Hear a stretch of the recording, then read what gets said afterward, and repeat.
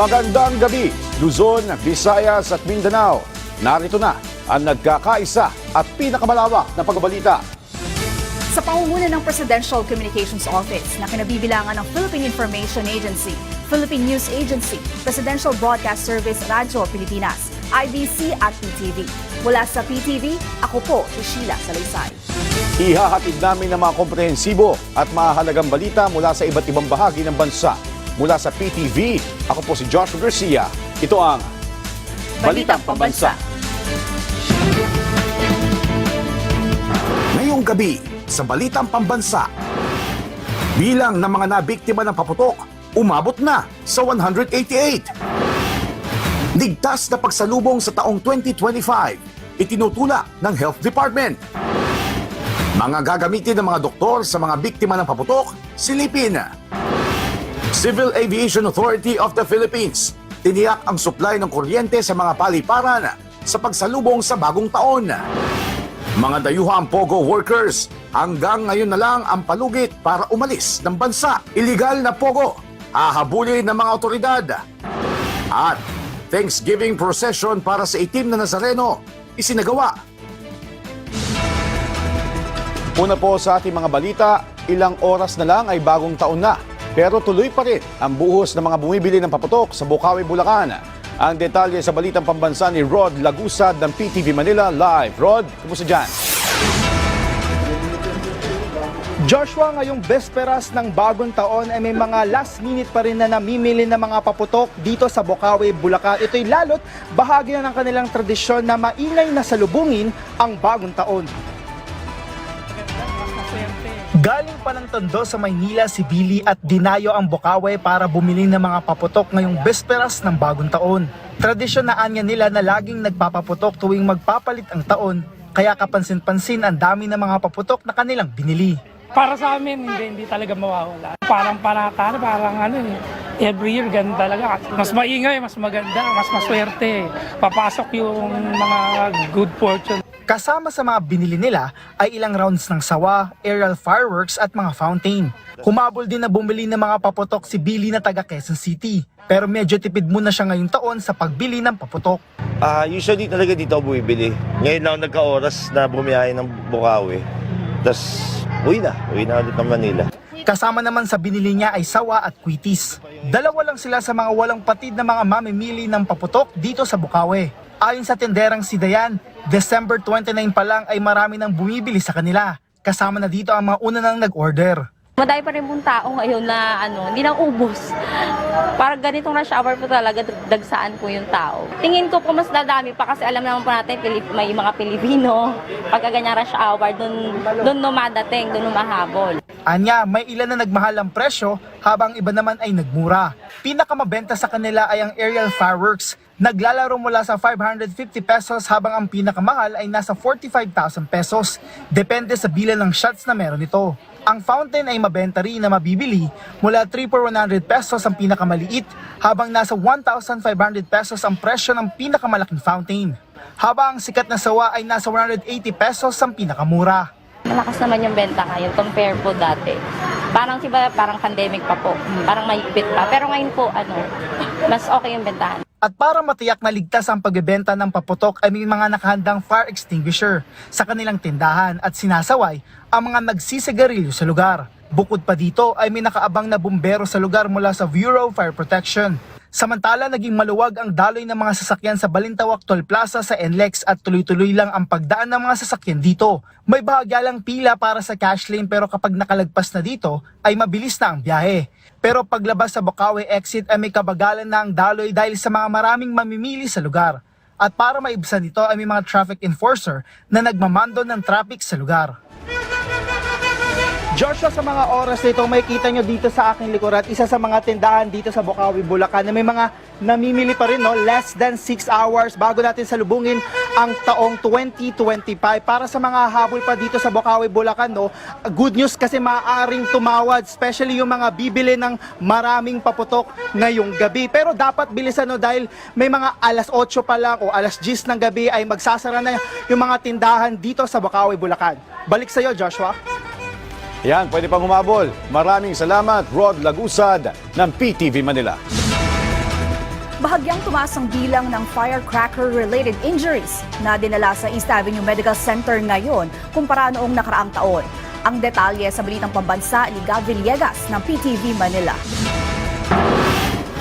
Naka-code white alert na ang East Avenue Medical Center bilang paghahanda sa inaasahang pagdagsa ng mga mabibiktima ng paputok sa pagsalubong sa bagong taon. Sa pinakauling tala ng EAMC, aabot sa 12 ang bilang ng mga biktima ng paputok na dinala sa ospital. Ayon sa tagapagsalita ng EAMC na si Dr. John Paul Nair, 10 sa mga ito ay napawi habang ang 2 ay nananatili pa ring nakakonfine at patuloy na inoobserbahan ng mga doktor. Ang isang pasyente ay nagtamo ng blast injury sa kamay na kinailangan putulin ang daliri matapos maputukan ng 5-star, habang nagtamo naman ng burn injury ang isa pang pasyente dahil sa paggamit ng whistle bomb. Kalimitan umanong dumadagsa ang mga biktima ng paputok sa EAMC sa gabi ng December 31 at minsan ay umaabot pa ang mga ito ng January 2. Ayon sa ospital, mataas ang bilang na ito kumpara noong nakaraang taon kung saan 3 lamang ang kaso ng firecracker-related injuries na naitala sa EAMC. Babala ng EAMC, posibleng mauwi sa impeksyon dulot ng tetanus ang naputokang bahagi ng katawan kung hindi agad madadala sa ospital ang pasyente. Kaya naman nagbigay ng paalala ang EAMC sa mga mapuputukan kung ano ang dapat nilang gawin. Ina-advise namin na yung mga biktima ng paputok na pumunta agad sa pinakamalapit na na hospital or health facility para matingnan sila at magamot.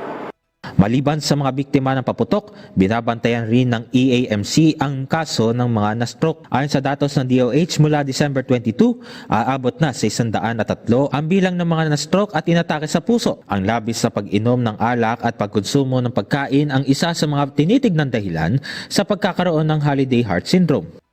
Eat and drink moderately dapat sa mga ganitong panahon. Ipinakita rin ng mga doktor ang kanilang procedure sa pagtanggap ng mga biktima ng paputok sa ospital. Dinadala muna sa triage upang tignan kung gaano katindi ang injury na natamo ng pasyente at ito ay dadalhin sa kanilang firecracker-related injury area at doon lilinisan o tatahiin ang sugat ng pasyente. At kung halimbawang matindi ang naging pinsala ng paputok sa kamay o anumang bahagi ng katawan ng pasyente, ay doon na dadalhin sa kanilang dedicated na operating room para i-amputate o putulan ng bahagi ng katawan. Ipinakita rin ng mga doktor ang kanilang mga kagamitan na gagamitin para sa operasyon. This one is the bone saw. So, bale, for amputation levels na po ito. Also used for amputation. So, ganito po yung hawak niya. And then, these are, ito po yung rongeur. So, this is what we use to remove necrotic tissues from the bone po. And then this is called the bone file. So this is what we use to refine the edges of the bone, whether it is fractured or amputated. And this is the pin cutter po. Since we usually use the pins to provide provisionary to revise our implants po. Sa pagsalubong ng bagong taon, hindi lang dapat mahalaga na kumpleto ang pamilya, kundi pati na rin ang ating sarili. Mula sa People's Television Network, Gab Humilde Villegas para sa Balitang Pambansa. Sa pangkahalatan naman, malaki ang itinaas sa bilang ng mga biktima ng paputok ngayong 2024 kumpara noong isang taon. Base yan sa datos ng Department of Health. Nasa linya ng telepono para sa Balitang Pambansa si JB Santiago ng IBC 13. JB. Joshua, sa kabila nga ng mga paalala ng gobyerno, patuloy na tumataas ang bilang ng mga napuputukan ngayong bisperas ng bagong taon. Batay sa pinakahuling datos ng Department of Health o DOH, umabot na sa 188 ang kabuuang bilang ng mga firecracker-related injuries mula December 22 hanggang alas 6 ng umaga kanina. Mas mataas ito ng 52% kumpara sa 124 cases na naitala noong kaparehong panahon noong nakaraang taon. Ayon sa DOH, 136 o 72% ng mga kaso ay galing sa paggamit ng mga illegal na paputok gaya ng boga, piccolo at 5-star.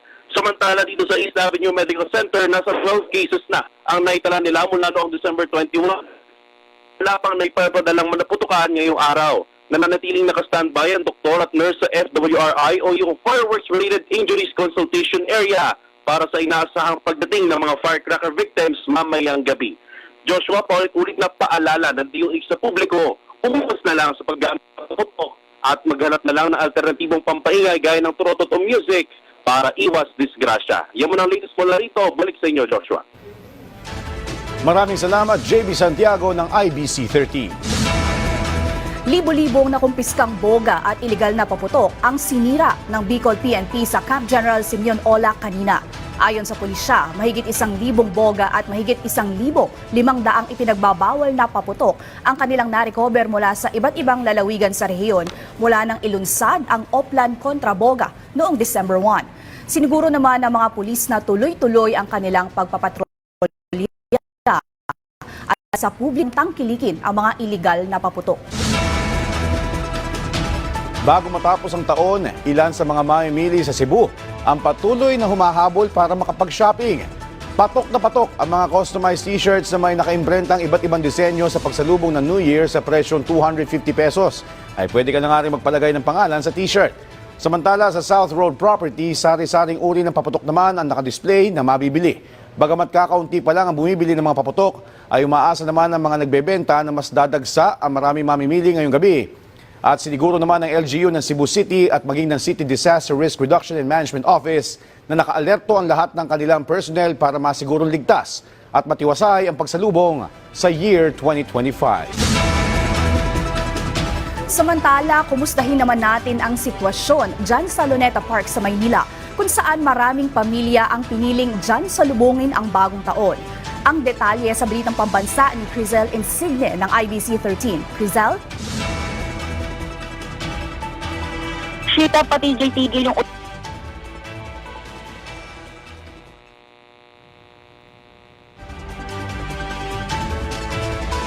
Babalikan natin si Crizel maya-maya lang. Samantala, nagsagawa ng motorcade ang Parañaque Central Fire Station katuwang ang iba't ibang fire volunteer groups upang hikayatin ang ating mga kababayan na umiwas sa paggamit ng paputok ngayong salubong sa bagong taon. Ayon kay Parañaque City Fire Station Chief Superintendent Alexander Dale Bayna, ang Oplan Paalala Iwas Paputok ay isang masusing pagpapaalala sa ating mga kababayan tungkol sa sunog na naidudulot ng mga paputok. Dagdag pa ni Bayna, importante mayroong mga nakatakdang lugar para sa pagpaputok ang mga syudad. Tulad ng kautusang itinakda ni Parañaque City Mayor Eric Olivares at mayroon ding mga inaplayang permit ang mga nagbebenta ng paputok at pailaw.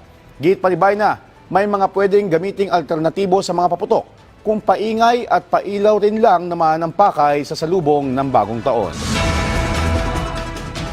We can just use yung ating mga household equipment like yung mga gamit sa kusina. Then may mga nabibili na rin po na mga paingay na hindi naman po kailangang sindihan, hindi kailangang paputukin. Na yun po yung aming inirerekomenda para sa pagsalubong natin ngayong bagong taon. Mas matumal ang bentahan ng prutas ngayong taon kumpara noong nakaraang taon. Ayon sa ilang nagtitinda sa Binondo, Maynila, nagmahal na ang mga prutas dahil sa pagtaas ng benta ng mga supplier. Ang bayabas at grapes mabibili ng 300 piso kada kilo, 250 pesos per kilo ang mangga at dragon fruit, at 150 pesos kada kilo ang kiat-kiat, honeydew, suha at melon. Samantala, ang tikoy naman na pinaniniwala ang nag-a-attract ng swerte ay mabibili ng 50 pesos hanggang 300 pesos. Dinayo ng mahigit 60,000 deboto ang Basilika at Dambana ni Jesus Nazareno o mas kilala bilang Quiapo Church buong gabi para sa taunang Thanksgiving Walk. Nagsimula ang prosesyon ng alas 12 ng hating gabi mula sa simbahan at inikot nito ang ilang mga kalsada na pinaliligiran nito. Ayon sa technical advisor ng Quiapo Church na si Alex Irasga, talagang pinaghandaan nila itong matuloy, maulan man o hindi.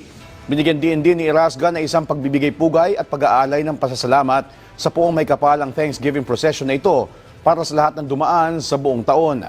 Bumalik sa loob ng Quiapo Church ang andas pagkatapos ng prosesyon at dito na ito maghihintay para sa susunod na prosesyon nito kung saan gaganapin ang Translasyon 2025 sa January 9 sa susunod na taon. Huling araw na para sa mga dayuhang POGO workers na umalis ng bansa kasunod ng direktiba ni Pangulong Ferdinand R. Marcos Jr. sa pagban sa operasyon ng POGO sa Pilipinas. Wala ng extension ang deadline para sa mga ito. Ayon sa Bureau of Immigration o BI, nakaalis na sa bansa ang karamihan sa mga foreigner na legal na nagtatrabaho bilang POGO workers, kaya tuloy-tuloy ang naging paghikayat ng ahensya na sundin ang bagong polisiya. At kung nais pa rin nila na makapagtrabaho sa bansa, maaaring mag-apply ng naaayon na visa para dito. Base sa datos ng BI, mula sa 33,000, nasa 26,000 hanggang 28,000 na lang ang nakapag-downgrade ng kanilang visa.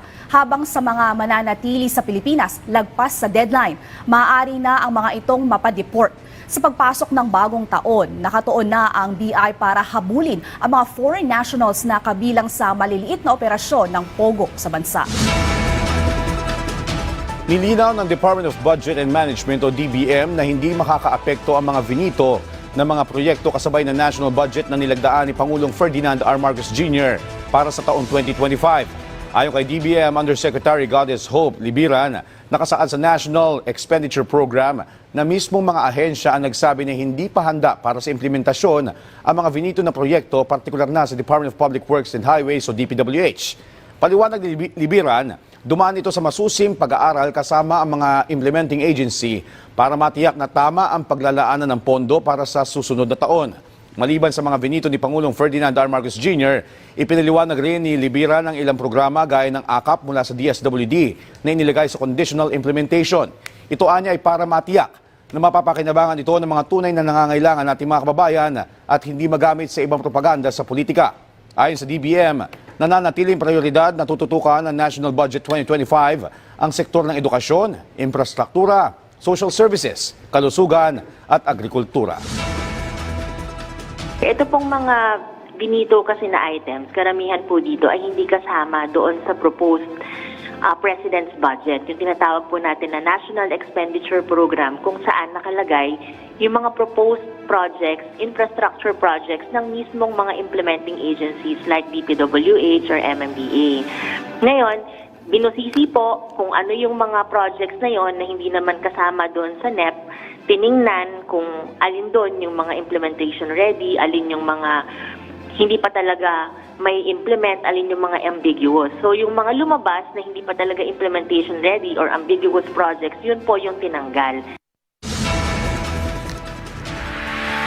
Tulad ng matyagang pagtatanim at paghihintay sa pagsibol mula sa isang maliit na binhi, ganoon din nagsimula ang isang organisasyon sa Zamboanga, Sibugay.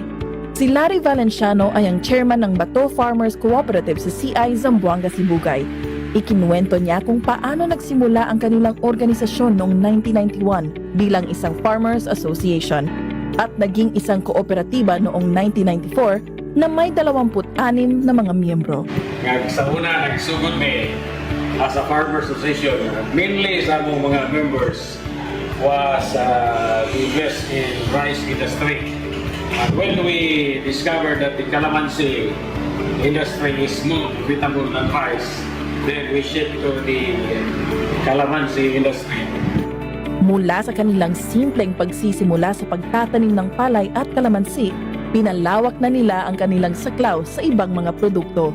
Isa sila sa mga organisasyong nakatanggap ng iba't ibang farm machineries and equipment noong ika-24 ng Mayo. Sa isang engrandeng okasyon ng mga titulo ng lupa at makinarya na pinangunahan mismo ni Pangulong Ferdinand Bongbong Marcos Jr. Okay, daghang salamat sa among pinakamalangga nga sekretary sa Department of Agrarian Reform, sa aming mahal na Pangulo, Ferdinand Bongbong Marcos Jr. Ito ang mga pag-unlad ng ating mga magsasaka dito sa Sibugay.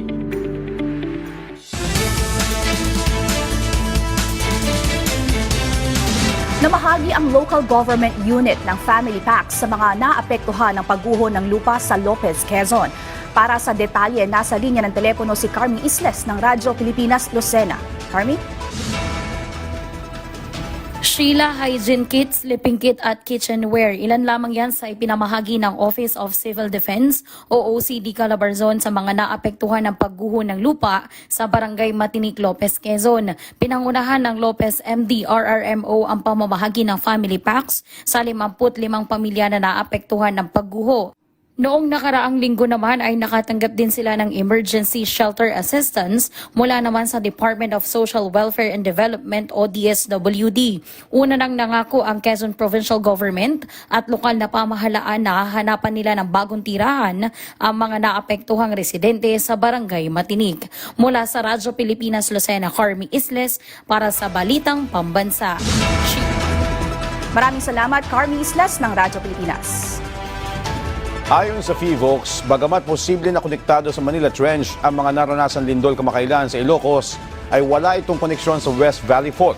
Nakapagtala ang PHIVOLCS ng 5.6 magnitude na may epicenter sa Bangi, Ilocos Norte kung saan ay may naitala na rin ang pinakamataas na intensity 5 sa Ilocos Sur at Claveria, Cagayan.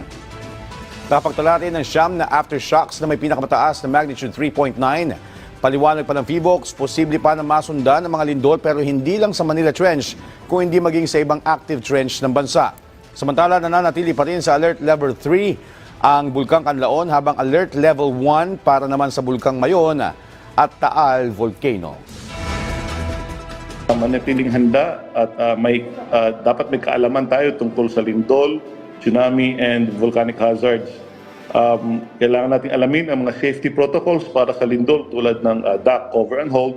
And kapag sa mga aktibong bulkan naman, paalala natin na huwag silang pumasok sa mga naitatalang danger zones and permanent danger zones.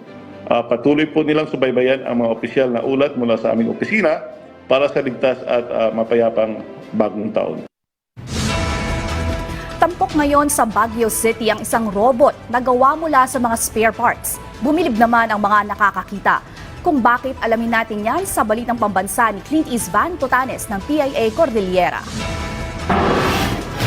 Ang metal sculpture na ito ay isa sa mga atraksyon ngayon sa Post Office Park sa Session Road. Sino ang mag-aakalang gawa ito sa pinagtagpi-tagping mga piraso ng scrap metals, kabilang na riyan ang mga hindi na magamit na makina ng sasakyan, kutsara, doorknob at iba pa. Ngunit higit sa kanyang komposisyon, taglay ng Egobot or Igorot robot ang mensaheng nagtataguyod sa kultura ng mga Igorot. Ang eskultura ay ang isang weaver na may kargang bata sa kanyang likod at isang postman. Ayon sa artist na si Clinton Aniversario, ang obra na ito na tinawag yung Connections Across Borders ay sumisimbolo rin sa malawak na koneksyon ng sining kahit sa iba yung dagat. Yung babae is a craft woman and yung lalaki isang kartero na nagbibigay ng letter, order from abroad, mga kliyente sa craft woman. Dagdag pa nito, madalas ang subject ng kanyang mga obra ay ang kanyang pinagmulan.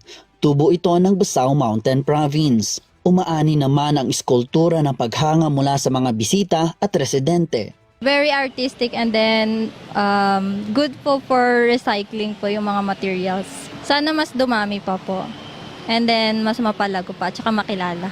Ang nasabing estruktura ay tinapos ni Aniversario sa loob lamang ng 3 buwan. Isa lamang ito sa mga artworks na nasa mga parke ng lungsod para mas itaguyod din ang reputasyon ng Baguio City bilang haven for artists and art lovers. Patunay lamang ng Egobot na ito ng pagiging UNESCO Creative City ng lungsod ng Baguio. Clint Isvan Totanes ng PIA Cordillera para sa Balitang Pambansa. Namahagi ng mga kumot bilang regalo ang Baguio Hospital and Medical Center Advisory Board sa mga pasyente ng pagamutan. Nagbabalik sa Balitang Pambansa si Clint Isvan Totanes ng PIA Cordillera. Bagamat dito na nagpasko at magbabagong taon ang ilan sa mga pasyenteng ito, ay bakas pa rin ang kanilang tuwa sa natanggap nilang regalo mula sa Baguio General Hospital and Medical Center o BGHMC Advisory Board. Ang BGHMC Advisory Group na binubuo ng iba't ibang pribadong sektor at kawani ng gobyerno ay namahagi ng 300 mga kumot para sa mga pasyente sa ospital. Layunin ng aktibidad na pasayahin ang mga pasyente sa kabila ng kanilang kalagayan. It's just to cheer up our patients. We just do it from the heart for every year. It's been our goal. We just wish them good health, that they get well soon. Ipinaaabot naman ng BGHMC ang kanilang pasasalamat sa patuloy na pagsuporta ng advisory group sa BGHMC. So I'm very glad that we have this advisory board who has been helping BGHMC ever since. They are helping our indigent patients and of course helping to the other functions of BGHMC. Nabuo ang BGHMC Advisory Board taong 1955 upang mabigyan ng sapat na tulong ang mga pasyenteng nangangailangan. Nagsasagawa sila ng iba't ibang aktibidad upang mapondohan ang kanilang mga proyekto bilang pagsuporta sa paggamutan. Mula sa PIA Cordillera, Clint Isvan Totanes, Balitang Pambansa. Magiging abala ang Commission on Elections o COMELEC para sa taong 2025 dahil sa tatlong magkakasunod na eleksyon. Sa programang Mike Abe Live, sinabi ni Attorney John Rex Laudianco, spokesperson ng COMELEC, na unang magaganap sa Mayo 9 ang national at local elections. Susundan nito ng BARM elections at ilang buwan lang ay ikakasa naman ang barangay at sangguniang kabataan elections. Gayunman, tiniyak ng COMELEC na patuloy nila itong paghahandaan, partikular ang mauunang halalan sa May 9. Ngayong Enero ng 2025, sisimulan na ang pag-imprinta ng milyong-milyong mga balota. Matatapos ito sa Pebrero o sa unang bahagi ng Marso. Tuloy lang din ang kanilang Voters Education Program para magabayan ang mga botante. Kasabay nito ang pakikipag-partner sa mga social media platforms. Yung pong pagdedemo po namin ng ACM, sinasamahan na po namin yan ng aming mga voter education at information modules tulad ng, yun nga po, regulasyon ng social media, pagbabawal sa maling pangangampanya, tamang pagboto at yung laban po natin dun sa vote buying at vote selling. Ipinapakita po natin dito na wala namang mamimili ng boto kung wala magbebenta ng boto. Kauna-unahang glass footbridge sa Pilipinas, dinarayo ng mga turista sa probinsya ng Cotabato. Ang detalye sa Balitang Pambansa ni Christian Matuliano ng PIA SOC Sergeant. Dinarayo ngayon ng mga turista mula sa iba't ibang lugar sa SOC Sergeant Region at mga kalapit na rehiyon ang kauna-unahang glass footbridge sa Pilipinas na nasa itaas ng isang talon na naghahandog ng isang kakaibang karanasan para sa mga dumarayong bisita. Ang glass footbridge na may habang 24 meters ay opisyal na binuksan sa publiko noong December 16 ngayong taon ay ang pinakabagong atraksyon sa Kapati Waterfalls sa Barangay Don Panaca sa bayan ng Magpet, Cotabato. Sobrang na-amaze ako sa glass bridge dahil ngayon ako nakakita sa buong buhay ko ng glass bridge. Ito yung kauna-unahang first ever in life na nakatungko ako sa first ever glass bridge in top of the waterfalls. Ayon kay Engineer Gary Fernandez, may-ari ng atraksyon, ang kanilang naitalang pinakamaraming bilang ng bisita na dumayo sa lugar sa loob ng isang araw ay nasa 1,700 at maliban sa glass footbridge, dinarayo rin ito dahil sa natural nitong ganda. Sa mga viewers po, kung mahilig kayo sa nature, I think this is a complete package po. Yung hinahanap nyo, kung nature po talaga. Meron tayong hot spring, cold spring, river, waterfalls. We have infinity pool na flowing, walang chlorine. And then, ito, glass bridge. Ang pagbubukas ng glass footbridge sa Kapati Waterfalls ay inaasahang mas magpapalakas pa sa industriya ng turismo sa bayan ng Magpet at magbubukas pa ng mas maraming oportunidad sa trabaho at negosyo para sa mga lokal na residente. Mula sa Philippine Information Agency SOC Sergeant Christian Matuliano, Balitang Pambansa. Nagkaloob ng 10 milyong pisong halaga ng fish production facility ang Bureau of Fisheries and Aquatic Resources o BFAR para sa mga mangingisda sa Occidental Mindoro. Ang detalye sa Balitang Pambansa ni Diane Francis C. Gurembalem ng PIA Mimaropa. Ipinagkaloob ng Bureau of Fisheries and Aquatic Resources o BFAR Mimaropa ang isang fish production facility sa isang samahan ng mga mangingisda sa bayan ng Magsaysay na nagkakahalaga ng 10 milyong piso. Ipinaliwanag ni OIC Regional Director Roberto Abrera na ang proyekto ay naglalayong mapataas ang supply ng isda sa bansa. Ang proyekto ay binubuo ng 4 na fish aggregating device. Ang bawat isa nito ay may sukat na 10 metro ang lapad at kayang lagyan ng 30,000 perasong bangus o iba pang high-value. Ang naturang equipment ay gawa sa high-density polyethylene o HDPE at kayang magtagal ng 10 taon. Bukod dito, kasama rin sa proyekto ang 52,000 bangus fingerlings at mahigit 1,000 sako ng feeds na pakikinabangan ng 45 mangingisda ng samahan ng nagkakaisang mamamayan ng Santa Teresa. Upang masiguro na maipagpapatuloy ang proyekto, nakipag-ugnayan ang BIFAR Mimaropa sa Department of Trade and Industry, Department of Science and Technology at Occidental Mindoro State College bilang gabay sa pagbebenta, pagsasanay at pagpapalago ng kanilang produkto. Ayon kay Maheto de la Cruz Sr., chairperson ng samahan, ang proyekto ay makakatulong na makapagbigay ng hanap buhay sa kanilang mga miyembro. Sumailalim muna sa 3 araw na pagsasanay ang mga benepisyaryo sa fish cage culture at financial literacy bago ang pagbibigay ng proyekto upang maihanda sila sa pamamahala nito. Mula sa Philippine Information Agency, Mimaropa, Dayan Francis Sigo Rembalen para sa Balitang Pambansa. Pilipinas, maayos at matiwasay po natin salubungin ang bagong taon. At dyan po nagtatapos ang 30 minutong ulat sa bawat sulok ng bansa. Samahan nyo kami muli mamayang alas 9:30 ng gabi para sa updated at pinalakas pang balitaan mula sa PTV. Ako po si Joshua Garcia. Happy New Year po at salubungin natin ang 2025 na puno ng pag-asa. Ito ang pinalawak na puwersa sa pamumuno ng Presidential Communications Office, kabilang ang Philippine Information Agency, Philippine News Agency, Presidential Broadcast Service Radyo Pilipinas, IBC at PTV. Mula sa PTV, ako naman po si Sheila Saligsay. Hatid sa inyo ang komprehensibong paghimay sa mahalagang usapin dito lang sa Balitang Pambansa.